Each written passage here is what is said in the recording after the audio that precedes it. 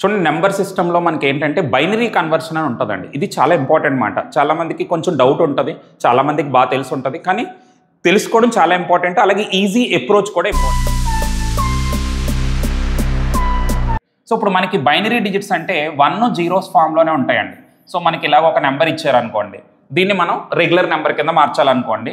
1 రాయాలి, 2 రాయాలి, 4, 8, 16 ఇవన్నీ 2 పవర్స్ అండి. 2 power of 0, 2 power of 1, 2 square, 2 cube, 2 power of 4 అంటే ఇంటూ 2 చేసుకుంటూ వెళ్ళిపోవచ్చు. అంటే మీరు ఇవి గుర్తుపెట్టుకోవాలన్నమాట మొదట. సో ముందు ఈ 2 మల్టిప్లై చేస్తే 16, ఈ 2 మల్టిప్లై చేస్తే 0, ఈ 2 మల్టిప్లై చేస్తే 4, ఈ 2 మల్టిప్లై చేస్తే 0, మళ్ళీ ఇది 1 అండి. మొత్తం ఎంత వచ్చిందండి మనకి 25. అంటే దీన్ని బైనరీ డిజిట్స్లోకి నుంచి మనం రెగ్యులర్ నెంబర్కి మార్చితే 25 వచ్చింది.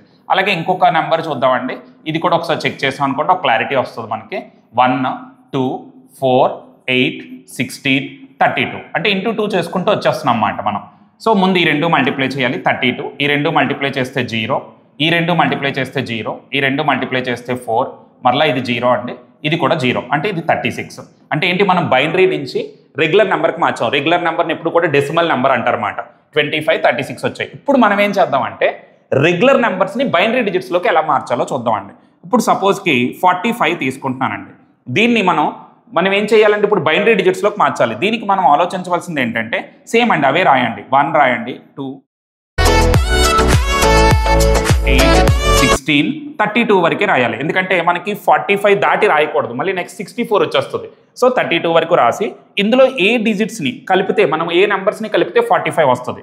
చూడండి, 32కి 16 కలిపితే 48, కాబట్టి 16 కలపకూడదు, 8 కలపవచ్చు, కలిపితే 40, మళ్ళీ 4 కలపవచ్చు 44, ఈ 1 కలపవచ్చు అండి 45. సో అంటే ఏవి కలుపుతున్నామో వాటి దగ్గర మాత్రమే 1లు రాయండి, మిగతావన్నీ 0లు రాయాలి. ఇది చాలా ఇంపార్టెంట్.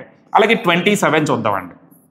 27కి అయితే ఏం రాయాలి, 1, 2, 4, 8, 16, 32 రాయకూడదండి. ఎందుకంటే 32, 27 దాటిపోతుంది. సో ఇవే తీసుకోవాలి.